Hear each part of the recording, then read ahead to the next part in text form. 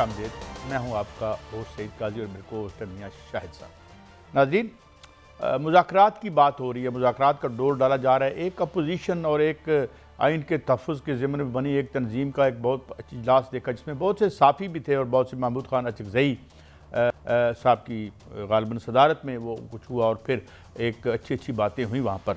तो इसका क्या कोई पॉलिटिकली ये कोई ट्रेमर्स पैदा करेगा, कोई इस तरह से कोई एक तब्दीली की तरफ हम बढ़ेंगे, या ये this is just an exercise in futility?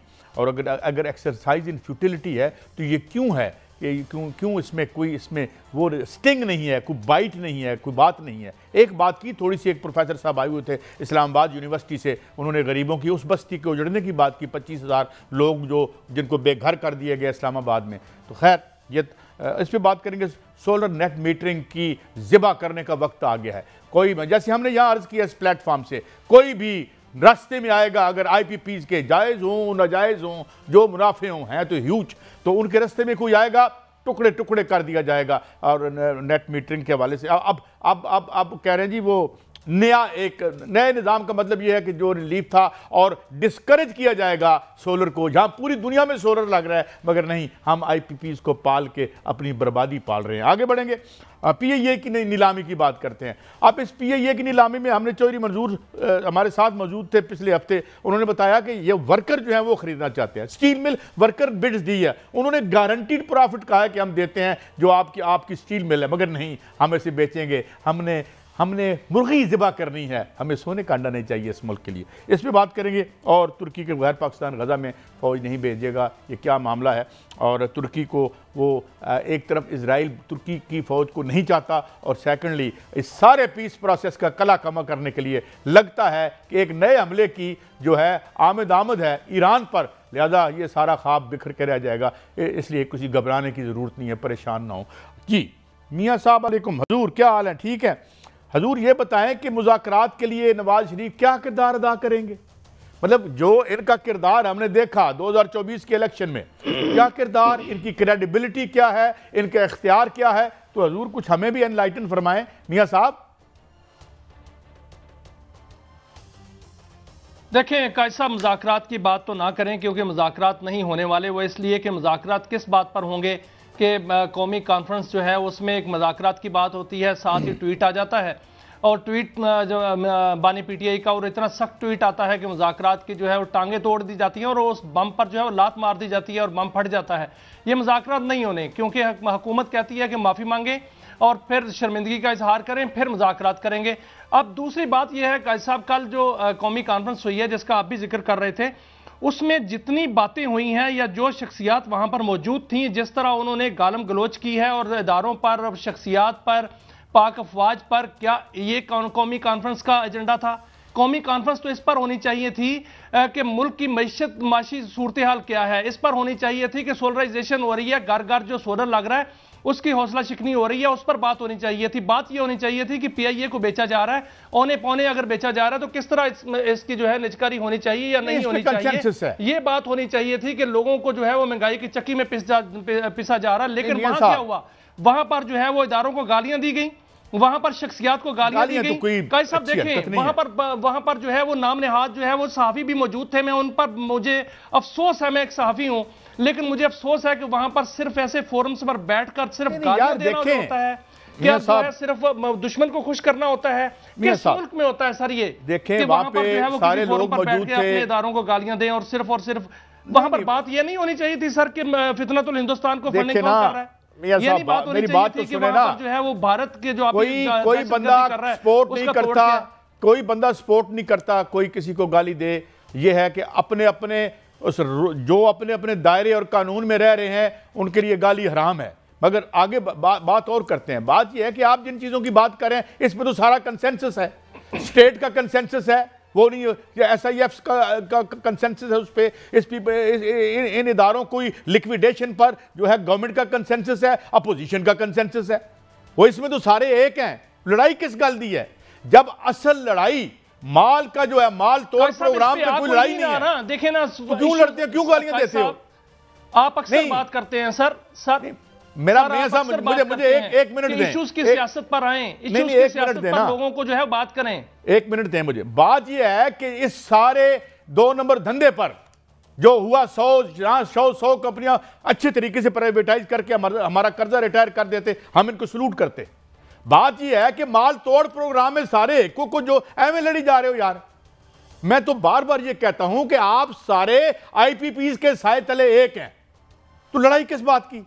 एक बंदे की आवाज आई, सिर्फ एक बंदे की, वो भी कायद-ए-आज़म यूनिवर्सिटी का प्रोफेसर था जो बैठा हुआ था और जिसने एक बस्ती को मिसमार किया गया। आपको पता है 10 साल पहले मिसमार किया गया था, वो कानून बदल दिया गया जिसके तहत ये जरूरी और लाजमी है कि एक अरसे तक अगर कच्ची आबादी है तो उसके घरों को मुतबादल घर दिए जाए। उस कानून का बेड़ा गर्क कर दिया और जवाद एहसन ख्वाजा साहब की ये जो है वो जजमेंट थी। तो भाई जब आप हमारा खून पीसने चूसने में एक हैं तो क्यों किसी को गालियां देते हैं? आपस में आराम से बैठे मिलजुल के खाएं। मतलब सारा खेल तो यही है। जी मियां साहब, तो यही बात काजी साहब, यही बात मैं कह रहा हूं कि अपोजिशन को चाहिए कि इश्यूज की सियासत करे, ना कि वो इदारों को, शख्सियात को और अफवाज पाकिस्तान को गालियां दे। ये बात है करने वाली। कल जो वहां पर हुई थी, वहां पर कौमी कॉन्फ्रेंस, वहां पर जो अच्छी बातें हुई वो अपनी जगह पे हैं, लेकिन मैंने कुछ ऐसे लोग देखे जिन्होंने, वो ऐसा लग रहा था कि मैंने गालियां दे दी या मुझे मेरे पैसे खरे हो गए, मेरे पैसे दे दो। वो भाई इस तरह वहां पर बात होती है, इस फोरम्स पर इस तरह बातें होती हैं। मैं तो नहीं सुना ना, I don't have the patience to, उससे जो है वो बात करें। जो बात ना की जा सकती है ना वो बात जो है वो किसी दुश्मन के लिए की जा सकती है। फिर वो आप कहें कि हमें दानिश्वर कहा जाए, कैसे दानिश्वर कहा जाए ऐसे लोगों को? मुज़ाकरात नहीं होने, नवाज शरीफ भी कुछ नहीं कर सकता। बात ये नहीं है। देखिए बहुत से लोग जो है वो चाहते हैं मुज़ाकरात हो, लेकिन बानी पीटीआई सर कह रहे हैं कि मुज़ाकरात नहीं होने और नहीं होने। यार मुझे ये बताएं, जिस मियां नवाज शरीफ साहब ने की बात होती है ना, अपोजिशन क्या कहती है? सर एक मिनट मेरी अर्ज सुने। 2024 के इलेक्शन को मियां साहब ने मान लिया और अब हम उन्हें ये कहें कि आए आप सालिस बने बीच में, यानी ये किधर खेल रहे हैं? क्योंकि अवाम, गवर्नमेंट का तो अवाम से तल्लुक ही कोई नहीं। उन्होंने इधर से चिट उधर से चिट पकड़ करके गवर्नमेंट आगे। अपोजिशन को चिट नहीं मिली तो नाराज है। काजी साहब वो सालिस कैसे बनेंगे? बानी पीटीआई किसी वो आ ही नहीं रहे ना यार। सालिस वो तो बानी पीटीआई तो छोड़े ना, वो तो अपनी मुसीबत में। इसका मतलब ये है कि हमने मरना ही मरना है भाई, हमने मरना ही मरना। और दूसरे जो सारे इश्क इमरान में वहां बैठे हुए थे, वो जिस तरह की बातें कर रहे थे, फिर मुज़ाकरात तो कोई नहीं होने। नहीं, मुझे ये बताएं, कुछ और सुना है काजी साहब, मुझे ये बताएं कि 30 लोग जो पार्लियामेंटेरियंस हैं वो बाकायदा तौर पर अलमे बगावत बुलंद करने लगे हैं सर। और ये भी कहा जा रहा है कि वो 30 नहीं हो 50 है। और सर जी मैं कहता हूं सारे अलमे बगावत बुलंद कर लें, मेरी अर्ज की पॉलिसियों से नालाए हैं। मैं कहता हूं बात सुने ना, हुकूमत की पॉलिसी से खुश है। वो मौजूदा तहरीक जो कि उन्होंने फरवरी में चलानी है, अपोजिशन तो बड़ी उस वक्त रमजान होना है। मियां साहब, इनका मकसद सर सियासी मियां साहब इनका जो मकसद हो, ये तो हमारे कुत्ते पड़े हुए हैं। मेरी बात, इनके पास क्या है? बात ये है कि इनका मकसद तो ये है, इनके इख्तियार तो कोई नहीं है ना। जिनके इख्तियार है वो क्या कर रहे हैं मुझे बताएं। जो जिनके पास इख्तियार है, इस रियासत के ज़राए पैदावार उनके पास हैं, जिनके बारे में आके IMF कहता है कि 4.6167% ऑफ द GDP तुम ठेकों में खा जाते हो। ये देखो ना, इस वक्त ठेका खरीदना और बेचना इस वक्त तो अपोजिशन का मनसब नहीं है ना, वो तो कुछ नहीं कर सकती। हम नहीं कह रहे कि हुकूमत कर रही है, IMF ने अलबत्ता कहा है। जो आप कर रहे हैं ना काजी साहब, ठेके वाली बात, मुझे बताएं कि कल वहां एक बहुत बड़े लीडर बैठे हुए थे, शाहिद खाकान अब्बासी साहब। वो वहां पर बहुत बड़ा लेक्चर दे रहे थे, भाषण दे रहे थे, लेकिन हम भी अपने प्रोग्राम में कई दफा ये बात कर चुके हैं और ये बात जो है वो तमाम जरीदों पर, तमाम टीवी चैनल्स पर नशर भी हो चुकी है, छप भी चुकी है कि वो LNG का ठेका जिस पर $50 अरब का नुकसान हुआ, क्या ऐसे लोग भाषण देंगे? नहीं, उनको भाषण देना चाहिए। चले मैं मान ली बात करनी चाहिए उनको। मैंने आपकी बात मान ली। पहले इश्यूज पे बात करनी चाहिए, असल में इश्यूज पे बात करनी चाहिए। सर जी बात तो सुने ना, किसी को पता नहीं है सोलराइजेशन के साथ यार 50 बिलियन का हुआ ना, टीका लगा, सोई हुई है गवर्नमेंट। लॉ एनफोर्समेंट किधर है? नैब किधर है? FIA किधर है? बाकी इदारे किधर हैं? उसकी वजह यह है कि वो खाकान अब्बासी साहब ने जो 50 बिलियन का टीका लगाया है, जेल का दरवाजा खोल दो। उस पर नाराज नहीं है वो। खाकान अब्बासी साहब ने जो कुछ किया, बकौल 2-3 हमारे जो यहां बड़े बड़े स्कॉलर क्या गए हैं, इस पे हमें कोई नाराजगी नहीं है। इस पे ही तो कंसेंसस है, इस बात पे कंसेंसस है सबका। हाँ, इक़्तिदार में मैं हूं, इक़्तिदार में मैं आ जाऊं, शुगर का स्कैंडल कैसे हुआ, अगर ये स्कैंडल कैसे हुआ, सर पेट्रोल स्कैंडल कैसे हुआ यार, मुझे बताएं ना। LNG स्कैंडल कैसे हुआ, जो रेंटल पावर स्कैंडल कैसे हुआ, IPPs को पैसे कैसे दिए गए, कंसेंसस है इस पर जो है वो इन इश्यूज पे कौमी कॉन्फ्रेंस बुलानी चाहिए, ना कि इदारों को गालियां देने पे। साहब, जिस पे हमारी लड़ाई नहीं है उस पे क्यों बना ली है? बदनवानी की है, अपने आपने गिरेबान को झांको और पैसे जो है वो कौमी खजाने में जमा कराओ। पता नहीं किधर निकल जाते हैं। मेरी बात सुने, बात यह है कि इस बात पे लड़ाई कोई नहीं है। करप्शन को हम बुराई नहीं समझते। अगर बुरा समझते होते तो IPPs के मुआहदे खुल जाते। हम यहां रो रो के मर गए इसी प्लेटफॉर्म से। खुले नहीं खुले। आज इवन जो एक उम्मीद की किरण थी, ये जो सोलर लगा, उसका तिया पांचा हो रहा है, कोई नहीं उस पर बात नहीं करता। उसकी वजह यह है कि सियासत वही कंट्रोल करते हैं जो इस रियासत के ऊपर से मलाई उतार रहे हैं, और वो सारे उनके साथ एक है। ये आई एम सॉरी टू से, बिकॉज एविडेंस सजेस्ट्स। मैं ये नहीं कहता कि मेरे पास कोई सबूत है, मैं ये कहता हूं एविडेंस सजेस्ट है। खबर देता जाऊं, टाइम कम है, खबर देता जाऊं। जो लोग जो अपने आप को बेहतर ट्रैक पर लाएंगे, जो बात जो है वो मुल्क की करेंगे और बेहतर अंदाज से करेंगे, जिस तरह मैं नाम ले लेता हूं काशिफ अब्बासी साहब हैं, उन्होंने कल बहुत अच्छी बातें की। इस तरह के लोग होंगे वो स्क्रीन पर भी वापस आ जाएंगे, और जो नहीं करेंगे उनके खिलाफ जो है बड़ा सख्त जो है वो शिकंजा कसने वाला है। और जो करप्शन पर इस वक्त जो है रंदा फिरने वाला है ना, वो मैं बाकायदा तौर पर मैं एक जराये के साथ बैठा हुआ था, 27 जराये के साथ, उन्होंने बताया कि बाकायदा तौर पर रंदा फिटनेस जो है वो फिरने वाला है, और ये बहुत बड़ा चक्कर जो है वो आने वाला है। मैं बार बार कहता हूं कि करप्शन पर बहुत बड़ा जो है हिसाब होने वाला है। मैं 70 साल से ये कहानियां सुन रहा हूं मियां साहब, और 70 साल से हम खुशखबरियों ही जो है उनको ही तड़का लगा के खा रहे हैं। आज तक किसी बड़ी पार्टी को कोई टच भी नहीं कर सका, और अभी तक आज तक इस वक्त तक तादमे गुफ्तगू यही कैफियत है। कल बदल जाए तो कल का कौन क्या जानता है। एक ब्रेक के बाद हाजिर होते हैं, बहुत से और अहम मौज़ूआत हैं, उन पर भी बात करेंगे।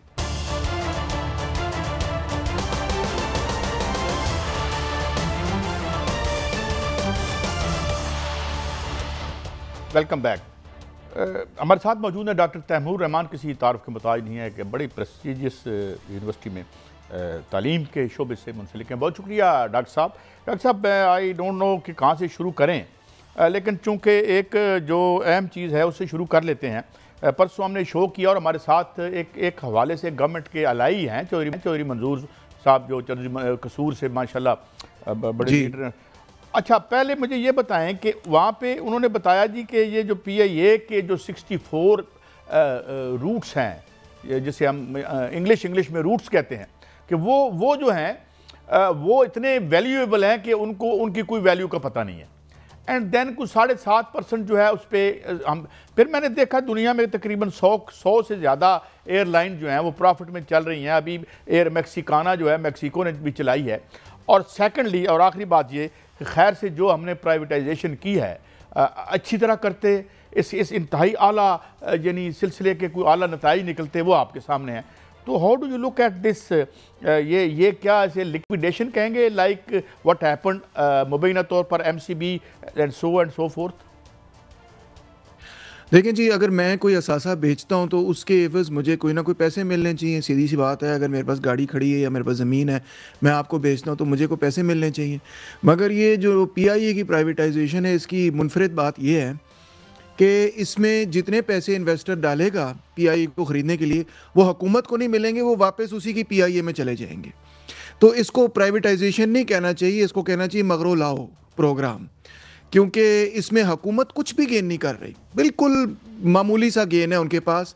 25% शेयर्स वो अपने पास रखेंगे, जो शेयर्स वो बेचेंगे उसमें से 92% हिस्सा जो है वो PIA के अंदर इन्वेस्ट हो जाएगा। तो government will gain nothing from it. अब सवाल ये पैदा होता है कि अगर PIA को एक प्राइवेट कंपनी सैलवेज कर सकती है, उसको ठीक ठाक कर सकती है, उसको बेहतर कर सकती है, तो हुकूमत की क्या इतनी इनकॉम्पिटेंट है कि वो इसको ठीक नहीं कर सकती?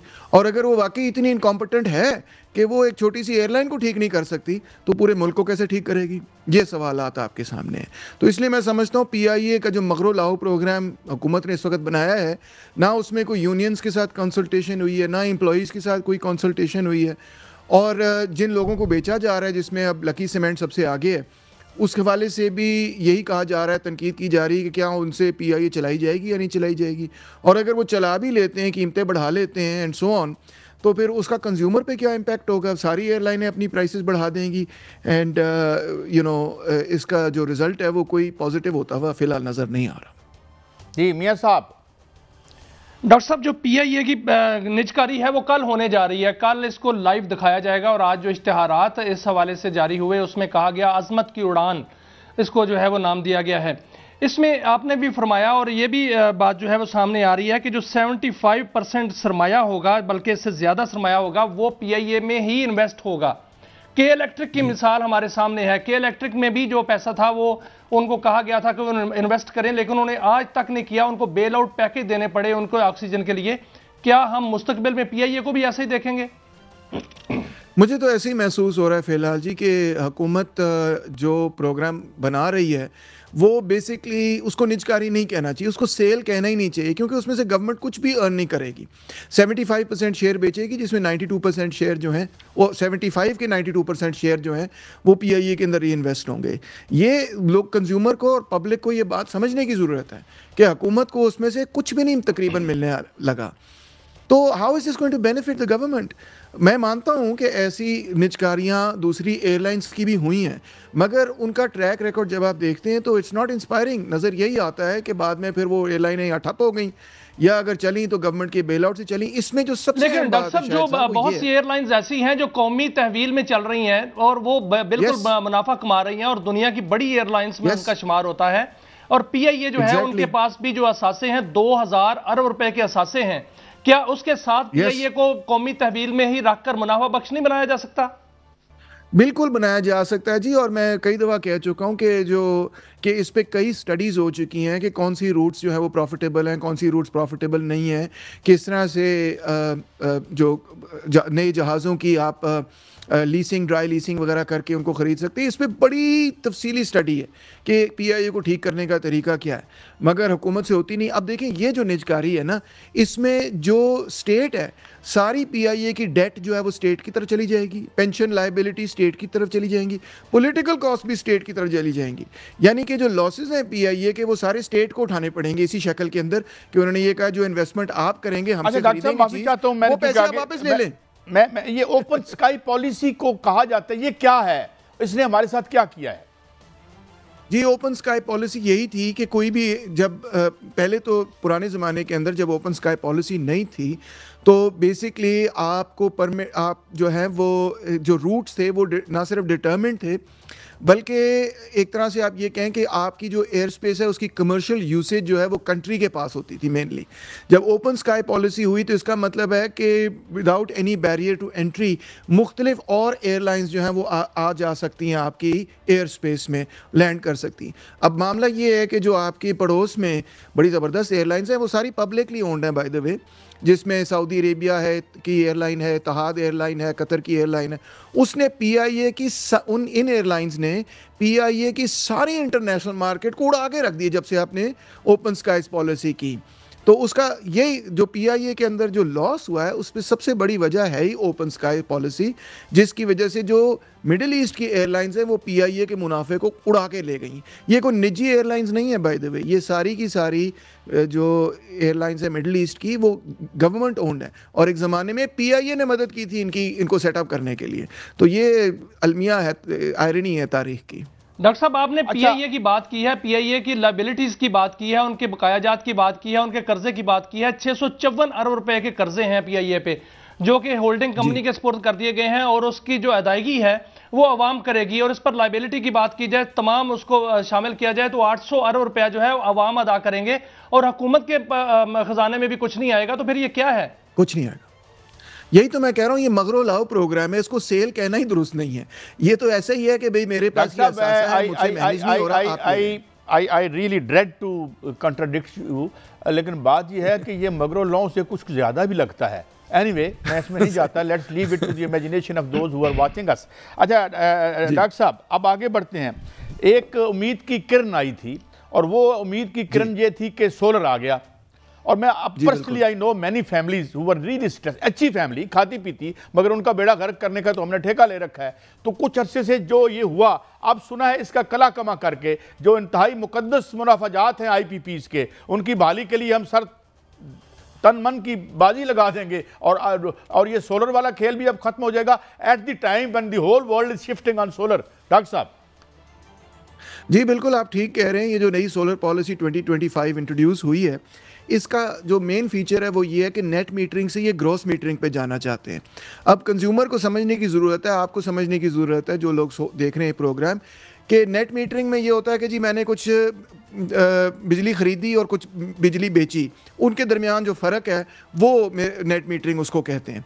ग्रॉस मीटरिंग बिल्कुल और चीज़ है। ग्रॉस मीटरिंग का मतलब ये है कि जो बिजली आपके घर पे प्रोड्यूस होती है छत पे, वो पहले ग्रिड में जाएगी, वो आपके घर में नहीं आएगी, वो पहले ग्रिड में जाएगी और तमाम की तमाम बिजली आप ग्रिड से खरीदेंगे। आप अपने घर से डायरेक्ट बिजली नहीं ले सकते, वो बिजली ग्रिड में जाएगी, ग्रिड से आपके पास आएगी। और उसमें जो ग्रिड में जाने का और वापस आने का सिलसिला है, उसमें वो उन्होंने रेट भी सारा तब्दील कर लिया। उन्होंने 26 रुपए से 10 रुपए पे ले आए हैं उस रेट को। तो इस तरह ग्रॉस मीटरिंग के ज़रिए जो आपके छत पे पैनल लगा हुआ है, वो अब आपका पैनल नहीं होगा, उसमें जो बिजली प्रोड्यूस होगी वो जाएगी पहले ग्रिड में और ग्रिड से वापस आपके पास आएगी। और इस तरह से हुकूमत जो है वो बेसिकली आपकी जो छत पे सोलर लगा हुआ है उसकी नेशनलाइजेशन कर रही है। फिर उन्होंने टर्म भी चेंज कर दिए, 7 साल से 5 साल कर दिए। लेकिन डॉक्टर साहब ये कैसे होगा? क्या ये ऐसा हो सकता है क्योंकि जो बिजली की मजमूई सलाहियत है, सर मैं आपके सामने कुछ फिगर्स रखता हूं, फैक्ट्स रखता हूं, इस पे रहनुमाई फरमाइएगा। जो बिजली की मजमूई सलाहियत है वो इस वक्त 46,000 मेगावाट है और सोलर नेट मीटरिंग में इस वक्त बिजली जो है वो 6,000 मेगावाट तक आ चुकी है। और ऑफ ग्रिड की बात की जाए तो 13,000 मेगावाट की वो है सलाहियत जो है वो हो चुकी है। 32,000 मेगावाट के जो सोलर पैनल हैं वो दरामद हो चुके हैं। ये मजमूई सलाहियत से बढ़ गई है इसकी जो है ना वो जो सोलर नेट मीटरिंग की है।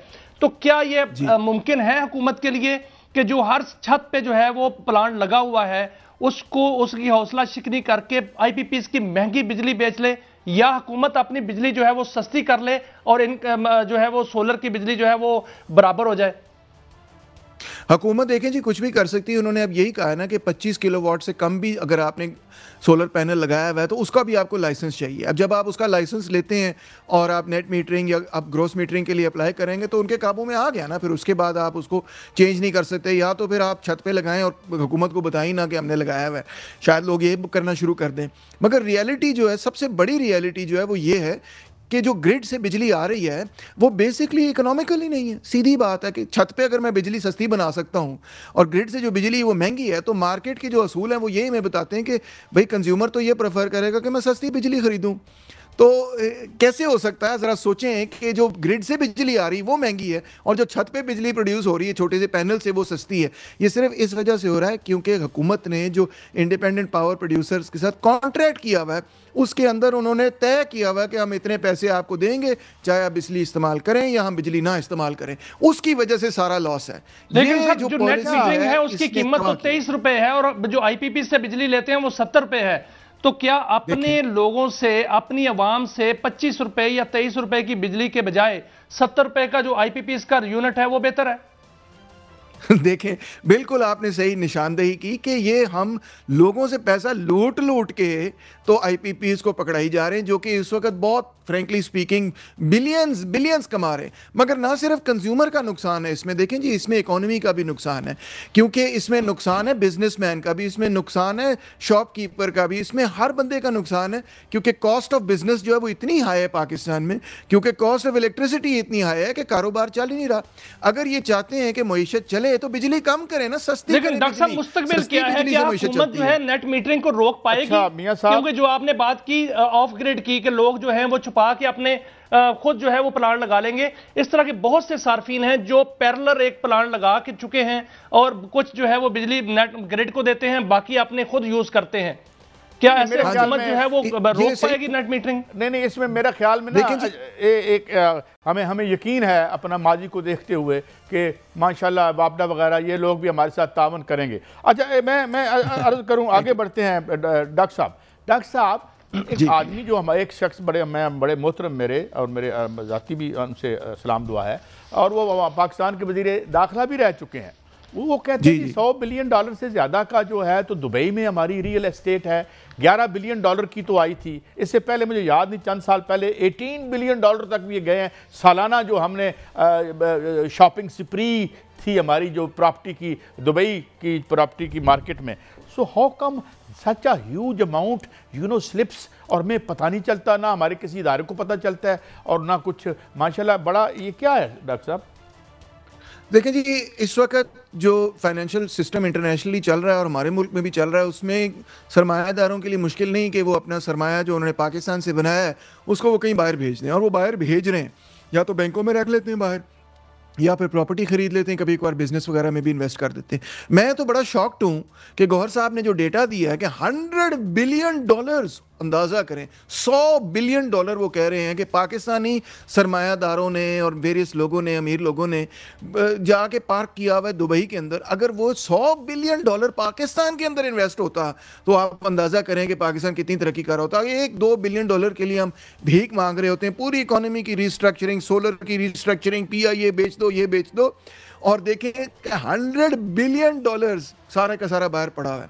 तो ये एक्चुअली सिर्फ पाकिस्तानी सरमायादारी या सरमायाकारों के हवाले से तनकीद नहीं है, ये इस वक्त तीसरी दुनिया का जो मॉडल है कैपिटलिज्म का, ये उस पर तनकीद है कि इस मॉडल के अंदर frankly speaking third world countries grow कर सकेंगी कि नहीं।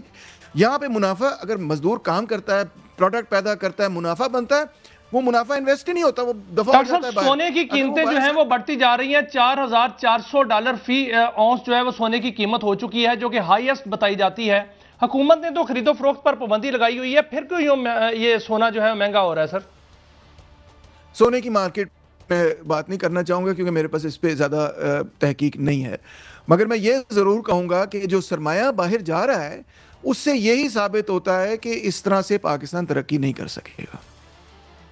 अच्छा डॉक्टर साहब, थैंक यू वेरी मच। आप हमें हमेशा करते हैं। डॉक्टर तैमूर रहमान, मारूफ मैशदान, लम्स में तालीम और तदरीस से मुंसलिक, बहुत शुक्रिया डॉक्टर साहब। एक ब्रेक की तरफ बढ़ते हैं और वापस आते हैं और देखेंगे कि ये जो गज़ा का मामला है, इसमें हम तो चाहते हैं कि हम जाके अपने भाइयों की मदद करें, नेतन्याहू चाहता है या नहीं चाहता, he would never like that. इस पर हम थोड़ी सी रोशनी डालने की कोशिश करेंगे। हमारे साथ रहिए। एक ब्रेक के बाद हाजिर होते हैं।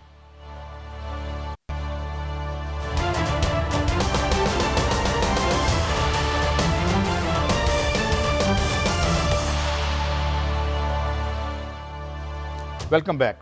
मियाँ साहब, हम तमाम लोग जो मुस्लिम उम्मा से ताल्लुक़ रखते हैं, आल्दो के बहरहाल जो भी कहें इस बारे में हम ये सब चाहते हैं कि भाई ये कोई रास्ता निकले। और जिस तरीके से मैसेकर किया है, जिस तरीके से एक जदीद तारीख़ में एक यजीदियत की दोबारा दास्तान को रिपीट किया है नेतन्याहू ने, उसको कोई एंड हो जाए। हम इतने शायद ताकतवर तो नहीं हैं कि वो हम जो है उनका हाथ रोक सकते, और ज़ाहिर है कोई भी नहीं रोक सका। ये तो अब इसमें कोई ऐसी बात तो नहीं है, कोई राज की बात हो।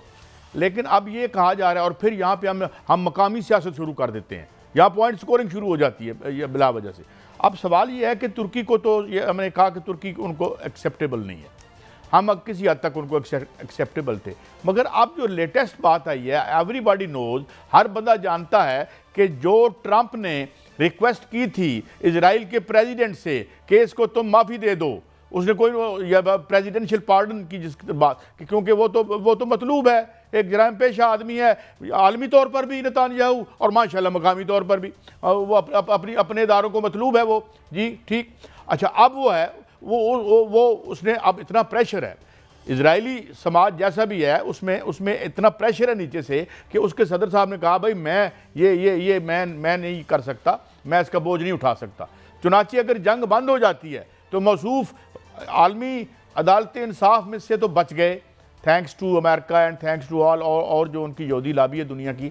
मगर अपने मुल्क में तो उनका पहले एक प्राइम मिनिस्टर गालबन अभी रिहा हुआ है या अभी अंदर ही है, वो तो पकड़ लेते हैं अपने प्राइम मिनिस्टर को भी। वहाँ पे ये कोई थोड़ी बहुत रस्म है मियाँ साहब। तो वो जब तक जंग दोबारा नहीं करता तो पावर में रह नहीं सकता, तो सारा गजा का प्लान तो बीच में ही रह जाएगा।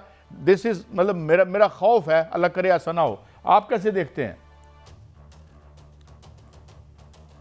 देखें कायद साहब, जो इजराइल है वो धोखा दे रहा है, वो अपनी अवाम को तो उसने धोखा दिया ही है, बल्कि इसके अलावा जो नेतन्याहू है उन्होंने गजा के लोगों को जो है वो वहां पर तबाह किया, और अब वो गजा की पट्टी पर जो है वो 19 बस्तियां नई बसाने के चक्रों में है और ऐलान कर चुका है। एक जानिब वो वहां पर जो है वो जंगबंदी चाहता है, लेकिन साथ ही वो कहता है कि आखिरी यरगमाली तक वो वहां से नहीं निकलेगा। असल में वो अमेरिका को भी धोखा दे रहा है, और वो साथ साथ ये भी कह रहा है कि ईरान पर भी वो हमला करेगा, और ईरान आगे से तैयार है। ये सारा जो इजराइल है वो अपने मजमूम इरादे जो हैं वो पूरे करने को बिल्कुल तुला हुआ है। वो नहीं चाहता कि वहां पर अमन हो, वो आहिस्ता आहिस्ता आहिस्ता आहिस्ता आगे बढ़ना चाहता है। देखें जो मगरबी पट्टी है, वहां से सऊदी अरब कितना दूर है, वहां से दीगर जो है वो उर्दन कितना दूर है, वहां उस तरफ से वो आगे अपने मजमूम इरादों को ग्रेटर इजराइल की जानिब से वो बढ़ना चाहता है। वो अमेरिका इस खतरे को और इस धोखे को बांध चुका है, इसीलिए अमेरिका पाकिस्तान को रिक्वेस्ट कर रहा है कि पाकिस्तान जो है वो इसमें किरदार अदा करे, और पाकिस्तान ने किरदार अदा किया है। अमन के लिए सबसे कलीदी किरदार पाकिस्तान ने ही अदा किया है। और इस वक्त जो सूरत हाल है कि वहां पर जो है वो जंगबंदी मौजूद है, तो वो पाकिस्तान की ही कोशिशें हैं, लेकिन इसराइल को वो भी खटक रही हैं। इसराइल नहीं चाहता कि वहां पर तुर्की की फौज आए, उसने बाकायदा तौर पर जो है वो रोड़े अटकाने शुरू कर दिए हैं। और दूसरी जानब जो है पाकिस्तान ने भी जो है वो साफ साफ ये वाजे कर दिया है। कल तुर्की के वजीर खारजा से नायब वजीर आजम ने बात की और ईरान के वजीर खारजा से बात की, और उनको बात करके गजा पर ही बात हुई, और यह भी वाजे कर दिया है कि तुर्की की फौज क्यों नहीं जाएगी, कि तुर्की की भी फौज जाएगी, क्योंकि वो भी मुस्लिम ममालिक में है, और जो मुस्लिम ममालिक की अफवाज हैं वो हमास को गैर मुसल्ला करने नहीं जाएंगी, वहां पर अमन कायम करने जाएंगी। और अमन फौज कायम करने के लिए पाकिस्तान ने हमेशा जो है वो किरदार अदा किया है।